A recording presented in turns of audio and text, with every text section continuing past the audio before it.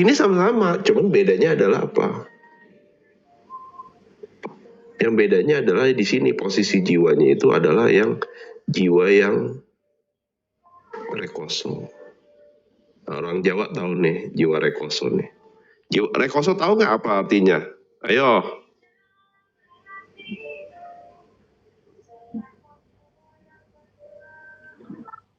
Melarat. Ah, betul. Jiwanya melarat dia. Gitu loh. Jadi jiwanya itu di sini adalah jiwa yang melarat.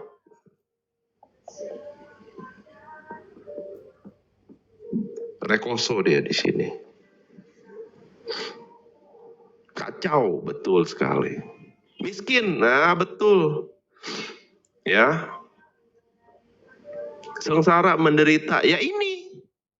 Karena kamu posisinya sebagai yang mengalami si pikiran yang tak terkontrol, emosi yang terus bergejolak menghantam. Mau tidak mau jiwanya rekoso dia. Ini awal-awal saya belajar jiwa rekoso nih. Jadi membedakan, ya jadi mengidentifikasi, Hen, jiwamu sekarang melarat nggak? Dipikir-pikir, iya juga ya. Karena utang banyak, debt collector ngontek terus, ngelihat handphone aja nih, nomor tak dikenal, jiwa saya bergetar, ketakutan gitu loh. Segitu melaratnya jiwa saya. Tapi ini nggak apa-apa, harus diakui dulu. Saya mengakui dulu, jiwa saya melarat pada saat itu. Melihat nomor tak dikenal, pikir ini adalah debt collector, udah bergetar jiwa saya. Segitu melaratnya jiwa saya. Gitu loh. Ada WA, bingung saya, ini jangan-jangan debt collector. Aduh, gimana ini? Semelarat itu guys. Jadi kalau teman-teman mending diakui dulu. Iya ya, jiwa saya melarat ya, kasihan ya. Gitu loh. Karena dengan proses mengakui itu dia bisa menerima. Begitu dia mengakui dan menerima, dia bisa mencari tahu metodenya. Oke, kalau gitu gimana? Nah, bagaimana saya harus hadapi itu? Nah, muncul tuh keberanian tuh. Pada saat muncul keberanian itu, ya wis lah, barulah masuklah yang namanya itu adalah kalau bagi saya tuh apa sih dibilangnya tuh, bukan intuisi sih sebenarnya ya. Saya bisa menggunakan si pikiran untuk mencari satu solusi. Ya, karena tenang. Nah, pada saat ngamatin ini kan tenang nih. Nah, kalau pada saat berposisi di sini nih, yang mengamati, itu jiwa yang tenang dulu, ngamatin. Jadi pikirannya diperintah. Ya udah lu cari solusi. Wah, pikiran tuh langsung semangat ya. Dia nyari solusi, ya udah hadepin aja. Debt kolektornya diangkat, disuruh datang ke rumah. Gitu loh. Ntar dia kan orang kerja, kan dapat komisi dari narik uang kamu. Kalau kamu belum ada, ya kamu kasih aja komisi seberapa. Ya juga ya. Akhirnya suruh datang, Pak. Maaf ya Pak. Bapak datang aja ke rumah gitu. Ya udah oke, saya ke rumah. Oh, tadinya udah mau marah-marah dia tuh. Waduh, biasa lah ya. Gertak gitu loh. Pas datang kasih minum, duduk. Ngomong aja apa adanya, Pak. Maaf ya Pak. Saya belum bisa bayar. Tapi saya tahu Bapak kerja berdasarkan komisi. Masukin amplop udah kasih duit 200-300. Ini ya Pak, sementara ini yang penting Bapak bisa ada hasil lah buat Bapak. Pas langsung disantai. Langsung dijambi-jambi. Akhirnya iya. Oh iya Pak, tenang aja. Bapak doain saya Pak ya nanti ya Pak. Saya dapat rezeki, mudah-mudahan nanti saya bisa bayar minimum dulu. Oh iya Pak, tenang Pak, tenang. Nanti saya atur Pak, pokoknya Pak. Bapak yang penting fokus aja gitu. Oh iya, iya Pak. Di situ udah ketenangan itu hadir banget gitu loh. Ya ampun, itu beban berat itu ya, ketakutan yang bikin melarat itu lepas semuanya. Gitu loh. Wah, itu bener-bener loh. Waktu dia ngomong gitu, wah bener-bener itu semangat langsung. Oke. Nah makanya disitulah mulailah itulah fokus, belajar tenang, belajar diem gitu loh. Nah, semakin diem loh kok kayaknya dapet yang namanya itu apa, petunjuk lah gitu loh ya, petunjuk ya, ngomongin petunjuk dulu, coba lu begini, akhirnya dengan keberanian netralitas masuk ke penerimaan. Begitu penerimaan udah mulai itu ya, pikiran itu udah kepegang lah, lu harusnya bantu gua gitu loh, pikiran diperintahkan coba pikir cari solusi. Akhirnya setelah itu mulailah dikasih option kan dari pikiran, gini coba lu kontak customer lama gini cerita aja gini. Oh akhirnya udah tuh mulai di kontak, oh datang dengan sendirinya tuh. Oh kebetulan nih dia bilang gue lagi butuh barang. Oh udah mulai tuh freelance kan, akhirnya dapet sedikit. Nah waktu dapet masih sedikit kan, waktu itu belajar ini ya, belajar kesadaran tuh sama guru saya tuh, orang tasawuf. Dia bilang ini katanya, lu kalau lu gak percaya nih sama nih ayat, katanya lu gugat, dia bilang gitu.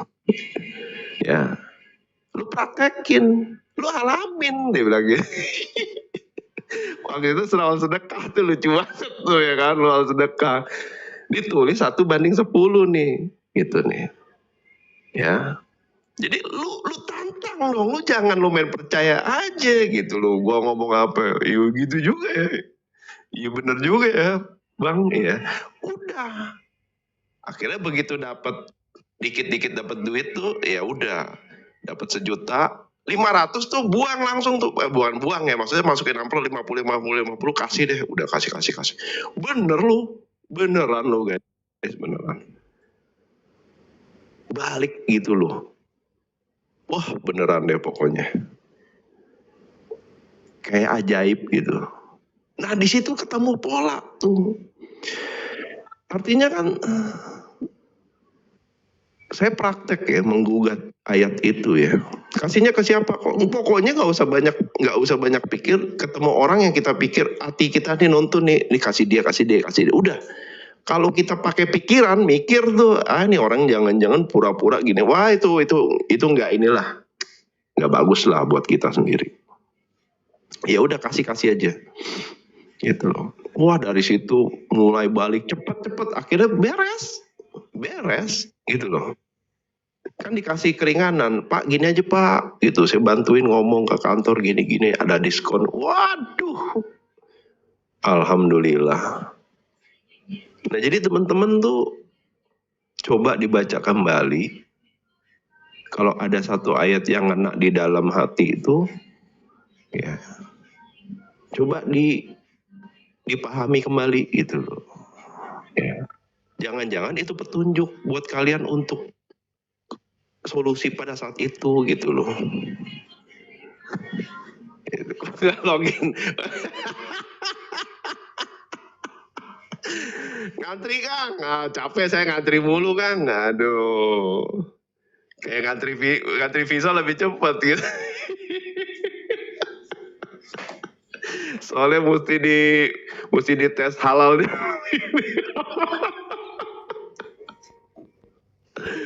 Aduh ya.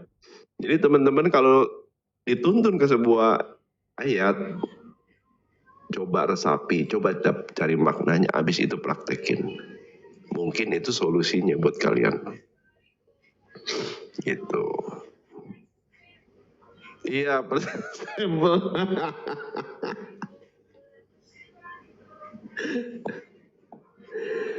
nah, lanjut ya.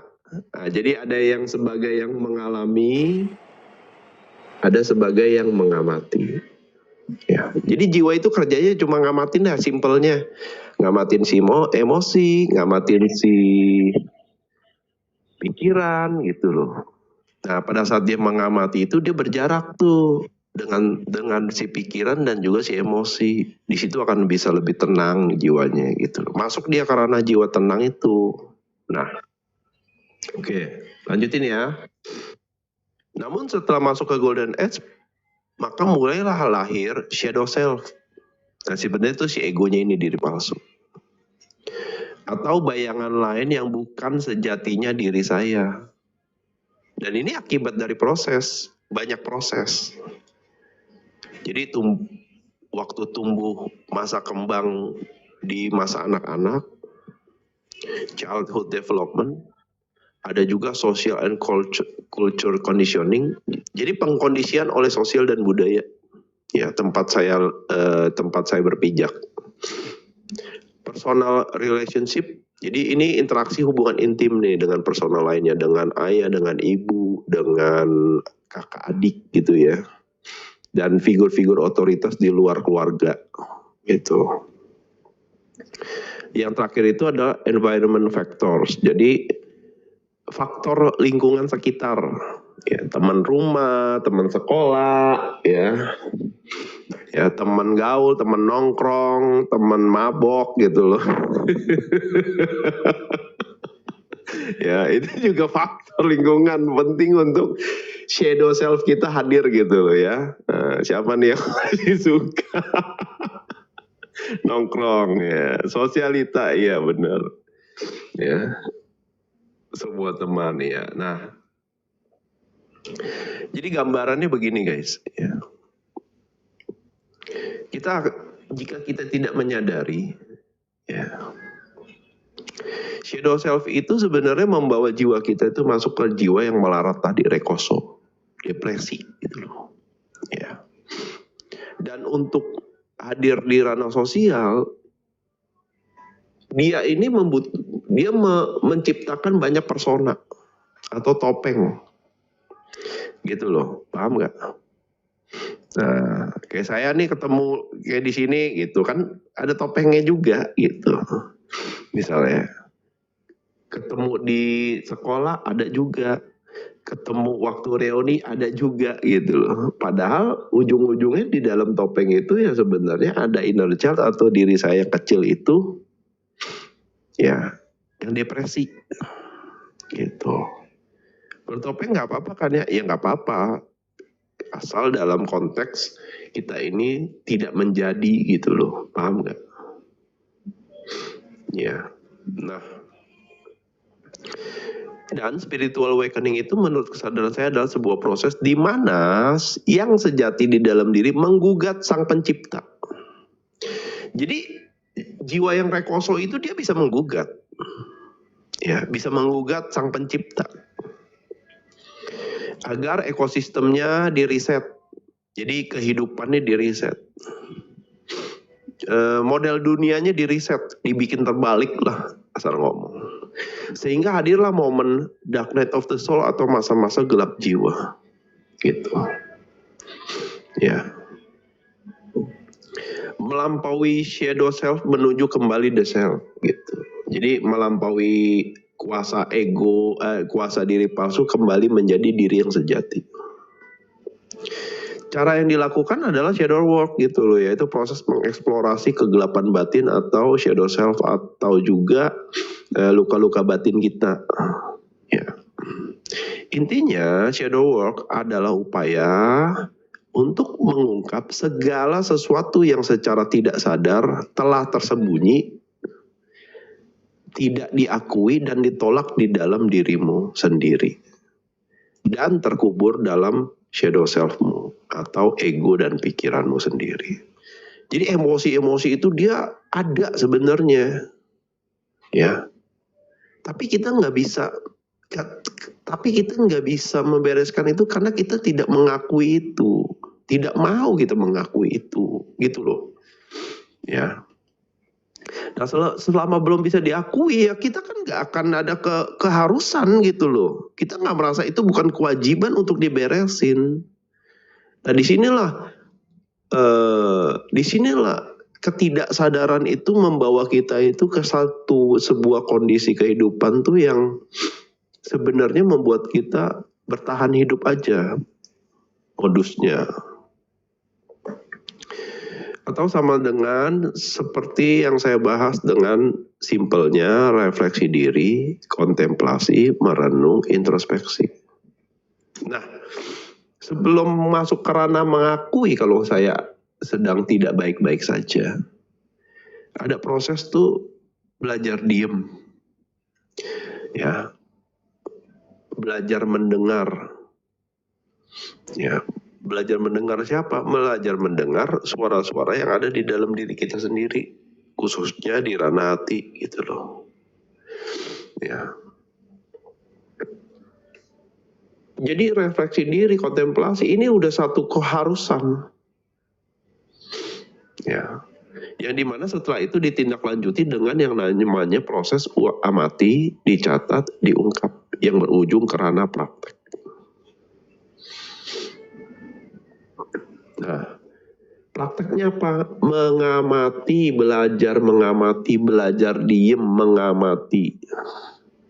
Yang tadi saya jelasin. Ya.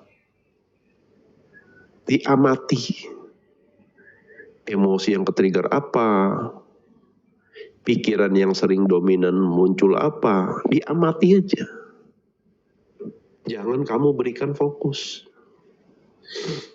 Nah, jika kesemua itu dilakukan secara berkala, serta bisa menjadi habit baru yang bisa diselipkan sebagai kebiasaan rutin dalam keseharian, maka niscaya kalau melampaui diri palsu itu akan bisa tercapai dan ujungnya adalah kesadaran atas diri kita yang sejati. Gitu loh. Jadi belajar amati, dicatat, praktek, mengamati, repetisi sampai menjadi sebuah kebiasaan rutin. Nah, minimal kalau yang paling minim itu adalah 30 hari. Gitu, ya. Nah, hadirnya kembali yang sejati sebagai dominan atas diri inilah yang akan membawa dirimu menemukan makna diri. Jadi makna dirinya itu dari dulu tuh sebenarnya di dalam diri. Gitu loh. Nggak pernah keluar, cuman kita itu ya tidak sadar sehingga menaruh makna diri kita di luar diri. Di materi, di iPhone baru, ya. Lalu di mana? Di wibawa, gengsi, jabatan, ya. Ya, iPhone baru. Dan begitu sudah balik ke makna diri, begitu dia kontemplasi, ternyata makna dirinya nggak pernah keluar, adanya di dalam diri. Aduh. Dan tujuan hadirnya hidup di hidup ini. Jadi selain dia menemukan makna dirinya, dia menemukan tujuan, alasan kenapa dia hadir di kehidupan ini. Serta perlahan demi perlahan, ya, akan hadir banyak keseimbangan di beberapa aspek kehidupanmu yang setelah fase ini akan membawa masuk ke ranah potensi aktualisasi, passion and self-value, yang berujung ke self-love, serta service dan misi jiwa. Yang dimana ujungnya menjadi yang sejati itu untuk menyadari kalau kita semua harus berpartisipasi dalam kehidupan. Nah, misi jiwa itu soal jiwamu itu berpartisipasi dalam kehidupan. Ya. Sebagai proses aktualisasi dari segala potensi yang unik dan otentik dan juga menjadi alat peraga bagi Sang Pencipta di kehidupan. Gitu loh. Jadi mau apapun kondisi kalian, mau melarat kayak jiwanya, mau jiwanya tenang kayak, mau jiwanya itu sudah di ranah potensi aktualisasi, kita semua ini diberi perangkat dan kesempatan yang sama untuk dieksplor, ya, untuk diaktualisasikan, untuk diakses. Karena apa? Karena kita ini berpotensi menjadi alat peraga bagi Sang Pencipta. Karena apa? Ada keilahian di dalam diri kita, yaitu bagian dari Sang Pencipta, yang dimana akan menuntun jiwa kita itu berpartisipasi dalam kehidupan menjadi kepanjangan tangannya. Ya. Mau apapun kondisi kalian, potensi itu selalu ada. Dan itu unik dan otentik. Gitu loh. Makanya saya tuh selalu ngingetin jangan bergantung sama Cohen gitu loh. Cohen itu ya Cohen, nggak ada yang lain gitu. Jadi kalian harus jadi diri kalian sendiri. Kalian harus berdaulat atas diri kalian sendiri. Jangan pernah ingin menjadi orang lain, guys. Gitu loh. Ya. Jadi udah nangkep ya antara diri palsu dan diri sejati. Nah, karena ego dan pikiran tuh hanya alat bagi jiwa dalam nanti dia ini masuk mengakses yang namanya itu potensi untuk diaktualisasikan. Gitu loh. Ya. Nah, ini dibaca dulu ya. Cohennya ada panggilan Allah.